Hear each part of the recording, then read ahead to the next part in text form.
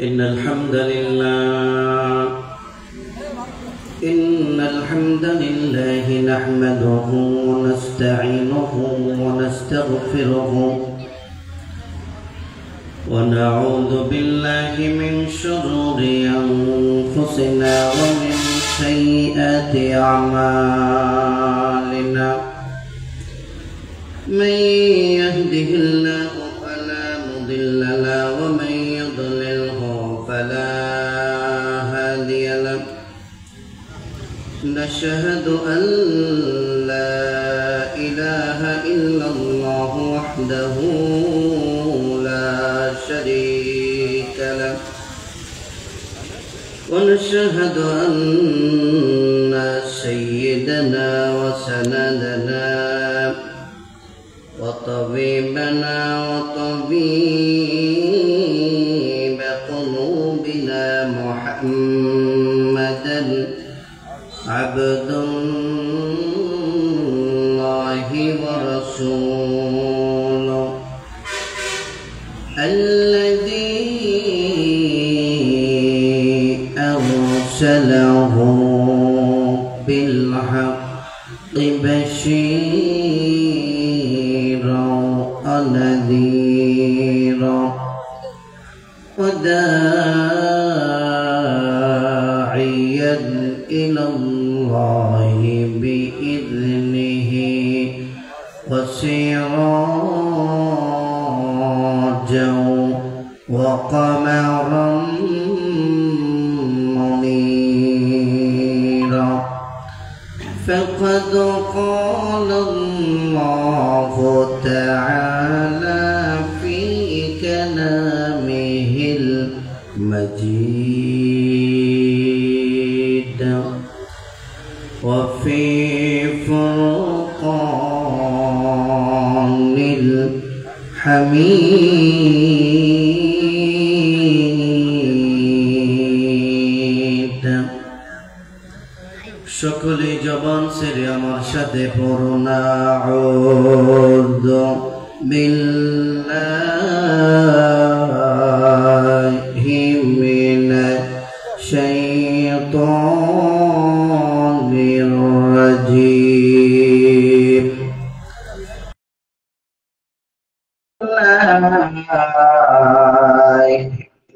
রহমানির রহিম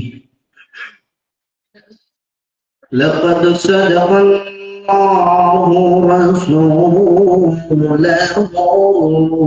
الرؤيا بالحق لتدخلن المسجد الحرام إن شاء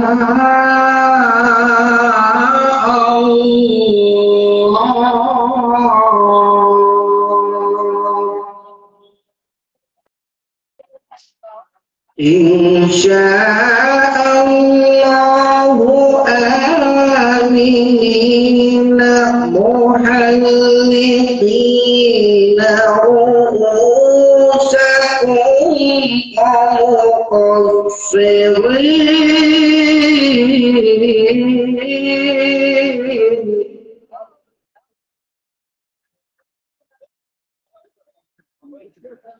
محلقين رؤوسكم ومقصرين لا تخافون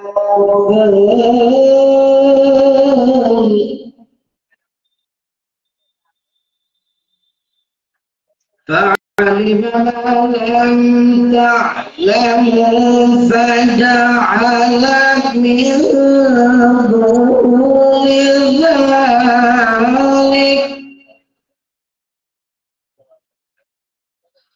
فجعل من دون ذلك فتحا قريبا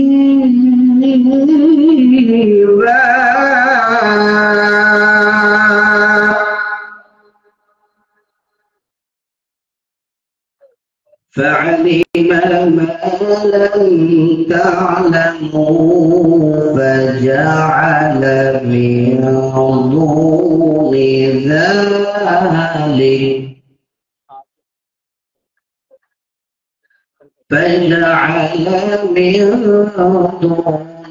ذلك فتحا قريبا.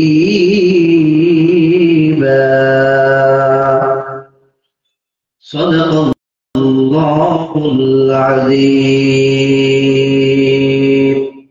إن الله وملائكته يصلون على النبي يا أيها الذين آمنوا صلوا عليه وسلموا تسليما. اللهم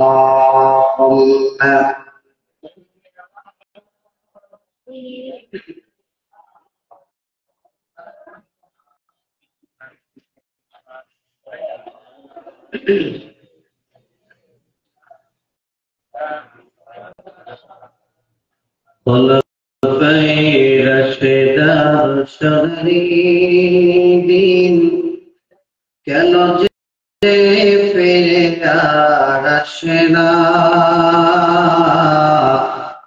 সকলে পেতার অধিকার,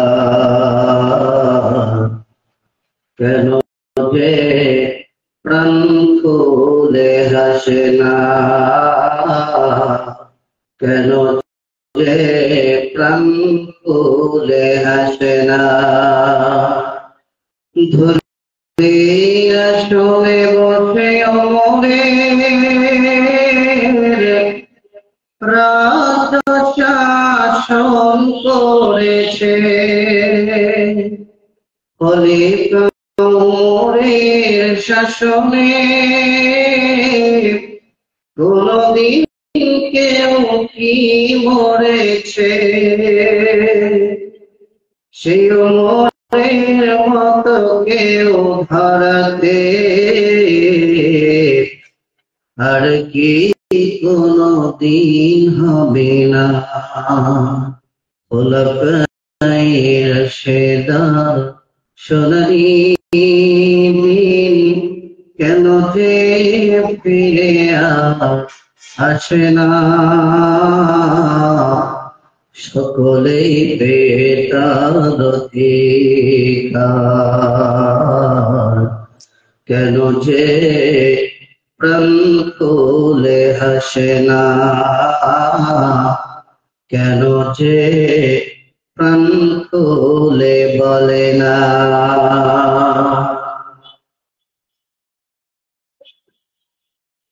যুব সমাজ কর্তৃক আয়োজিত আজকের এই মাহফিলের সম্মানিত অভিজ্ঞ সুনাম ধন্য দায়িত্বপ্রাপ্ত মুহতারাম সদর আজম সভাপতি সাহেব, অত্র মাদ্রাসার সম্মানিত ভারপ্রাপ্ত প্রিন্সিপাল জনাব মোহাম্মদ আব্দুল আজিজ সাহেব, আদারাল্লাহু আমরাহু ওয়া বারাকাল্লাহু ফি হায়াতি, সকলে পড়ছে আল্লাহুম্মা আমিন। আজকের এই মাহফিলের সম্মানিত বিশেষ অতিথিবৃন্দ, আমার পূর্বে যোগ জিজ্ঞাসার আলোকে মূল্যবান তাফসীর করে আপনাদেরকে ধন্য করেছেন জনাব মাওলানা মুহাম্মদ বাকিবুল্লাহ সাহেব। দোয়া করছি আল্লাহ রাব্বুল আলামিন হুজুরের কণ্ঠকে আমৃত্যুকাল পর্যন্ত কোরআনের খেদমতে নিয়োজিত থাকবার তৌফিক দান করুক, সকলে পড়ে আল্লাহুম্মা আমিন। আলোচনা করেছেন হাফেজ মাওলানা মুহাম্মদ আমিন হুসাইন। দোয়া করছি আল্লাহ রাব্বুল আলামিন ভাইয়ের কণ্ঠকে সারা বাংলাদেশ ব্যাপী ছড়িয়ে দিক, সকলে পড়ে আমিন। মঞ্চে অবস্থান করছেন সম্মানিত ওলামায়ে কেরাম, আমার সামনে অবস্থান করছেন অত্র অঞ্চলের সম্মানিত মুরব্বী ইসলাম সুদী শিক্ষিত সমাজ খালেদ বিন ওয়ালিদ তারেক বিন জিয়াদের উত্তরসূরি সম্মানিত যুবক ভাইয়েরা, পদ্মা অন্তর অবস্থান করছেন সম্মানিত আবেদা সালেহা মা ও বোনেরা, উপস্থিত মিডিয়ার ভাইয়েরা, সাউন্ড সিস্টেমের ভাইয়েরা, আমার আওয়াজ যারা শুনছেন, যে যেখান থেকে শুনছেন, সকলকে সুন্নাহ তরিকায় জানাচ্ছি সালাম, আসসালামু আলাইকুম ওয়া রাহমাতুল্লাহি ওয়া বারাকাতুহু। জানতে চাচ্ছি আপনারা সকলে কেমন আছেন? সবাই তো কথা বললেন না, ব্যাপার কি? সবাই একটু আওয়াজ দিয়ে বলেন আপনারা সকলে কেমন আছেন? আপনাদের ঈদ কেমন কেটেছে? ঈদটা মোটামুটি ভালো কেটেছে, ঠিক কিনা বলেন?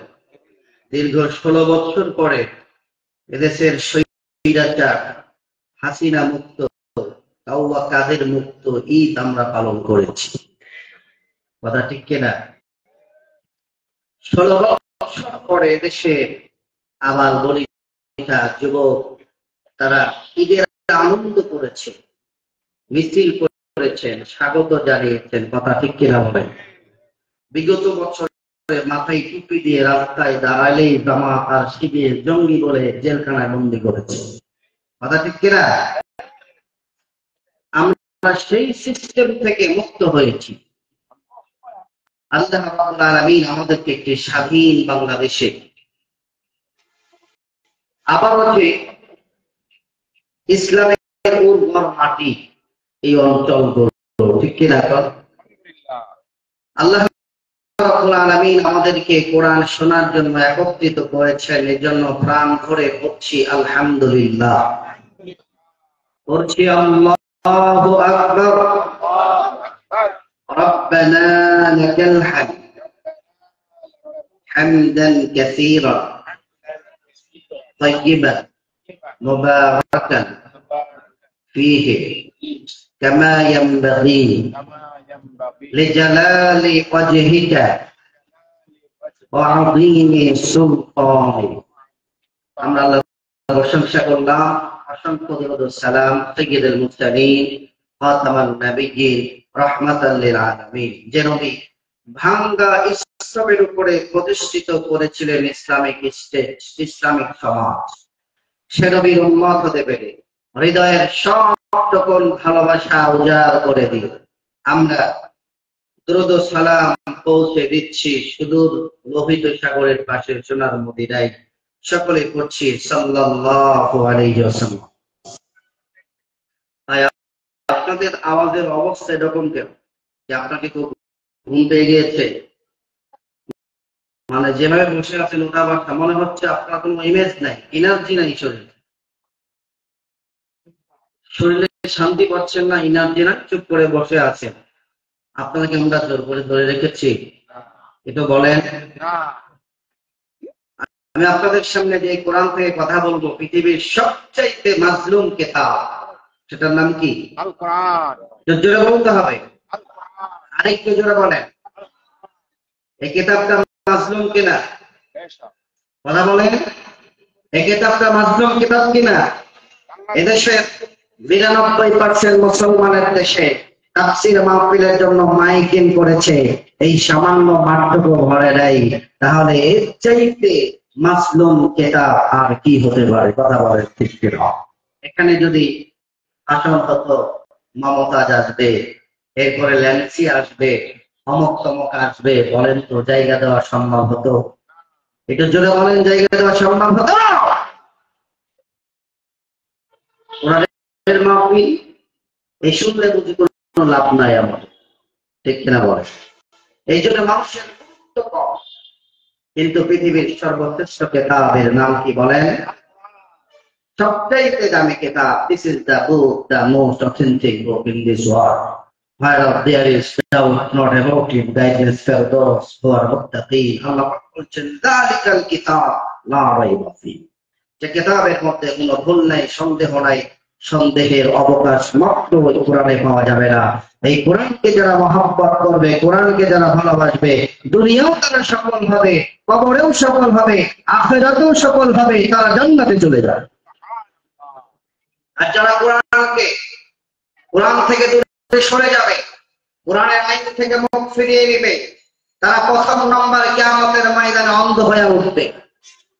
যারা আল্লাহর কোরআনকে ইউজ করেছে, কোরআনকে মাইনাস করে জীবন পরিচালনা করতে চেয়েছে, ওই সমস্ত ব্যক্তিরা কিয়ামতে উঠবে ঠিক, কিন্তু চোখ থাকবে, অন্ধ হয়ে উঠবে।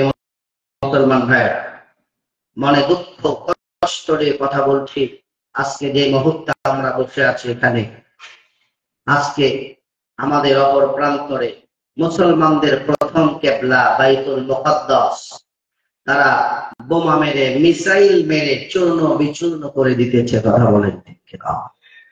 গোটা ফিলিস্তিন, গাজা মনে হচ্ছে শুনশান হয়ে গিয়েছে, ভুতুড়ে একটা পরিবেশ হয়ে গিয়েছে। এমন কোন বিল্ডিং নাই, এমন কোন জায়গা নাই যেখানে ওই ইহুদিবাদীরা বোমা মেরে নষ্ট করে দেয় নয়। ছোট্ট ছোট্ট শিশু বাচ্চারা, মা বোনরা, বৃদ্ধ মানুষ, পিঠে দিয়েছি এক ব্যাগ, দুই হাতে দুই ব্যাগ, আবার ছোট্ট একটা বাচ্চাকে কাঁধে নিয়ে গাজার প্রান্ত থেকে অপার প্রান্তরে ঘুরে বেড়াচ্ছে। একটু জায়গা খুঁজছে, কোথায় গেলে একটা রাত শুধু বিশ্রাম করতে পারবে, একটু রাতটা আরামে ঘুমাতে পারবে, এই ঘুমানোর জায়গা তারা পাচ্ছে। খাওয়ার মতন পরিবেশ নাই, পানি পাচ্ছে না তারা। পানি কোথায়? অক্সিজেন নাই, অক্সিজেন অভাব হয়ে গিয়েছে। আমার দেশের মানুষ তাফসীর মাহফিল হচ্ছে, তারা মেলা নিয়ে ব্যস্ত হয়ে পড়েছে। কথা বলেন ঠিক কিনা?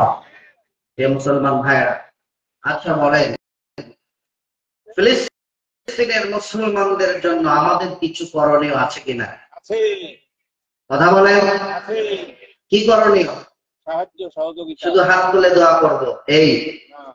আর একটু বিবৃতি দিয়ে দিলাম, এটাই বিবৃতি আর দোয়ার মাধ্যমেই যদি সমস্ত কাজ সাকসেস হতো, বিশ্বনবী মুহাম্মদুর রাসূলুল্লাহ সাল্লাল্লাহু আলাইহি সাল্লামের জীবনে বিশ্বনবী 27টি যুদ্ধে অংশগ্রহণ করেছেন।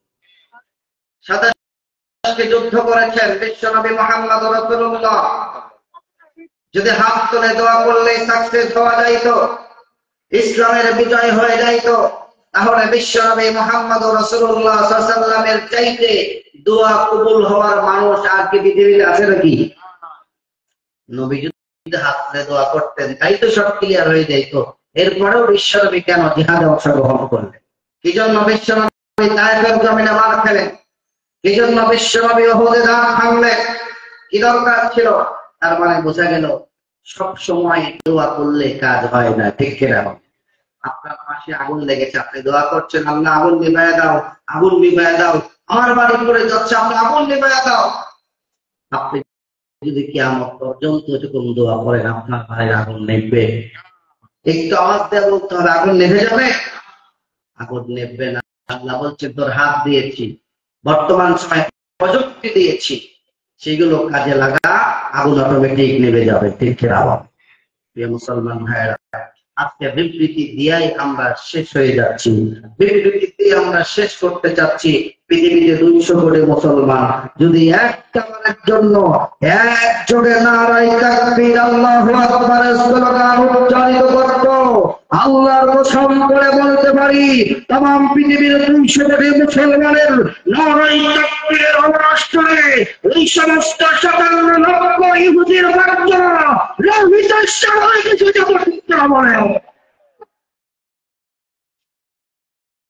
তারা সাগরে ভাসতে ভাসতে পার হয়ে যেত, শুধুমাত্র মুসলমানদের নারায়ে তাকবীরের আওয়াজ।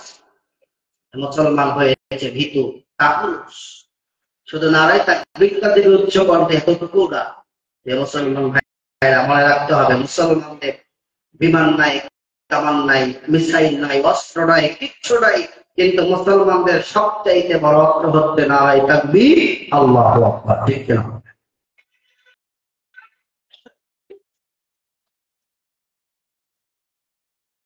এজন্য আমরা দেখেছি বদরের ময়দানে বিশ্বনবী মুহাম্মদুর রাসূলুল্লাহ সাল্লাল্লাহু আলাইহি ওয়াসাল্লাম মাত্র 313 জন সাহাবী এমন ইমানদার ছিলেন মাত্র 313 জন। নারায়ে তাকবীরের স্লোগান যখন দিয়েছে 1000 কাফের, ওই সমস্ত কাফেররা পরাজিত হয়েছে, মুসলমানদের বিজয় দিয়েছেন কে? উহুদের জমিনে আমরা দেখলাম মাত্র 700 জন মুসলমান, অপর প্রান্তরে কাফের সংখ্যা ছিল শুধুমাত্র 700 মুসলমান মিলে কাফেরদেরকে পরাজিত করেছে। মুসলিম সংখ্যা যদিও বা কম ছিল, আল্লাহ পাক মুসলমানদেরকে বিজয় দিয়েছে। কথা বলেন তাম পৃথিবীর মুসলমানদের ঐক্যবদ্ধ হয়ে শুধুমাত্র আর যদি তারা মিথ্যাই মুসলমানদেরকে একত্রিত করে মুসলমানদের পক্ষে স্লোগান দিত,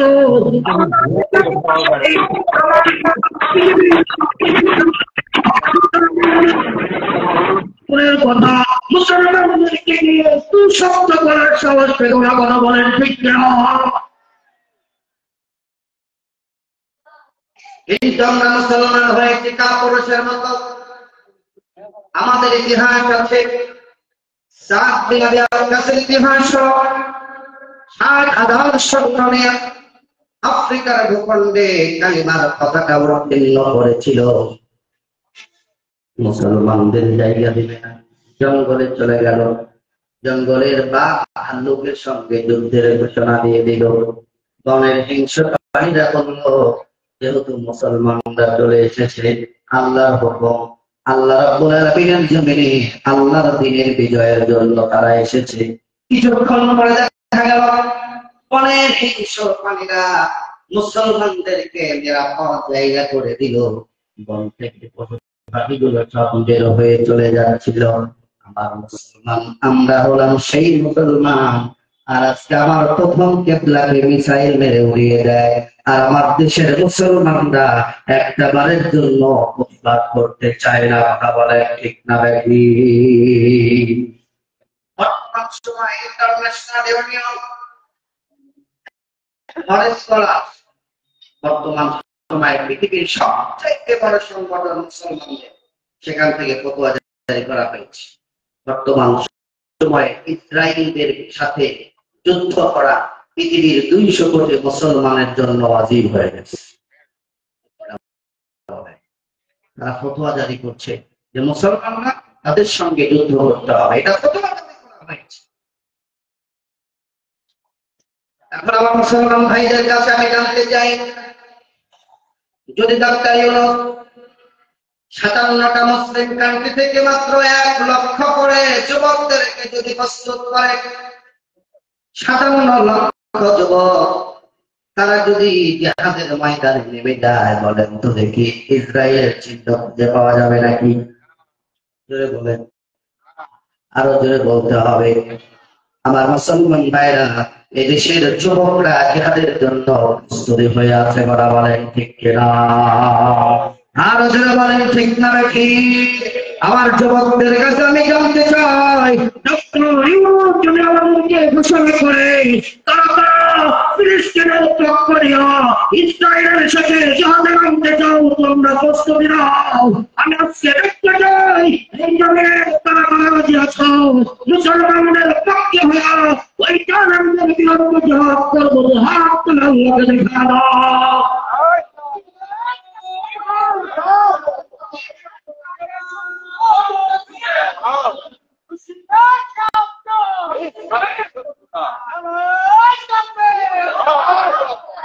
আমার মুসলমান ভাইরা, আমার মনে হচ্ছে না আমি যাব, তার আগে আল্লাহ রাব্বুল আলামিন বলছেন, ইন্নাদ-দীনা ইনদাল্লাহিল ইসলাম। এই ইসলামটা মানুষের তৈরি করা না, আল্লাহর বিধান। যেটা বলেন ইসলামটা দিয়েছেন কে? আল্লাহ। আরো যেটা বলেন কে দিয়েছে? নাকি মানুষ তৈরি করেছে? ডাক্তার ইউনূস জালেম হত্যাকার ইসলাম দিয়েছেন আল্লাহ। আল্লাহ ইসলাম দিয়ে বলছেন, আমার কাছে মনোনীত ধর্মের নাম হলো ইসলাম। এবার আপনাদের কাছে জানতে চাই, এই ইসলামটা মানা আমাদের জন্য ফরজ, নফল, ওয়াজিব না সুন্নাত? সবাই বলেন। তাহলে আমরা কজন ভাই আছি ইসলামটাকে মানতেছি পরিপূর্ণ? যদি ফরজ হয়ে যায়, ইসলাম মানা যদি ফরজ হয়ে যায়, তাহলে এই ইসলামটাকে আমরা কি করে মানবো? আমাদের ব্যক্তি মন যেমন চায় তেমনি মানবো, নাকি আল্লাহর নিয়মে মানবো? আল্লাহ বলছেন, ইয়া আইয়ুহাল্লাযীনা আমানু দুখুলু ফিস-সিলমি কাফা ওয়া লা তাত্তাবিউ খুতুওয়াতিশ শাইতান ইন্নাহু লাকুম আদুউম মুবিন। আল্লাহ রাব্বুল আলামিন বলেন, ইমানদাররা শুনে রাখো, ইসলামটাকে পরিপূর্ণ মানতে হবে। ইসলামের মধ্যে পরিপূর্ণ দাখিল হয়ে যাও, পরিপূর্ণভাবে ইসলামের মধ্যে প্রবেশ করো। কিছু অংশ মানবা, কিছু অংশ মানবা না, তা হতে পারে। জোরে বলেন, হতে পারে। তাহলে আল্লাহ বলছেন ইসলামটা আমার কাছে পছন্দের ধর্ম। ইসলামকে যদি মানতে চাও পরিপূর্ণ মানতে হবে, আর্ধেক ইসলাম মানার কোনো লাভ নাই। কথা বলেন ঠিক না ঠিক? আমার ব্যক্তি জীবনে ইসলামকে ফুল মানল, ব্যক্তি জীবন, পারিবারিক জীবন, রাষ্ট্রীয় জীবন, বলেন তো দেখি কোথাও ইসলাম আছে নাকি? একটু জোরে বলেন না ভাই। আপনাদের আওয়াজ না হলে তোমার আলোচনা করতে ভালো লাগছে, আওয়াজ দিলে আলোচনা ভালো লাগে। চুপ করে বসেন আপনি, আমার সাথে আওয়াজ দেন। ইসলামের মধ্যে ঢুকবো হাফ না ফুল?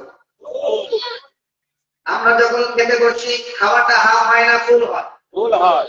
ঘুমাতে যখন যাই আমরা মশারি টাঙায় ফেলি, মশারির এক পাশে বা একটা বাহিরে দিয়ে দিই আর একটা পা ভেতরে রাখি, এরকম নাকি? প্রত্যেকটা কাজ যখন করি, কাজের সময় ফুল করি, ঠিক কিনা বলে?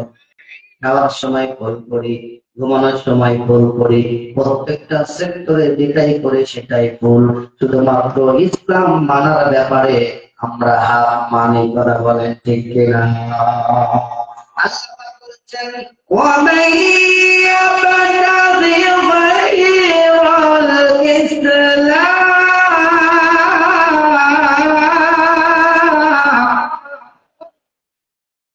আল্লাহ রাব্বুল আলামিনের ঘোষণা হচ্ছে, আমার বান্দা ইসলাম ছাড়া যদি অন্য কিছু মানে, অন্য কিছু যদি গ্রহণ করে, আল্লাহ রাব্বুল আলামিন বলেন তার কাছ থেকে সেইটা গ্রহণ করা হবে না।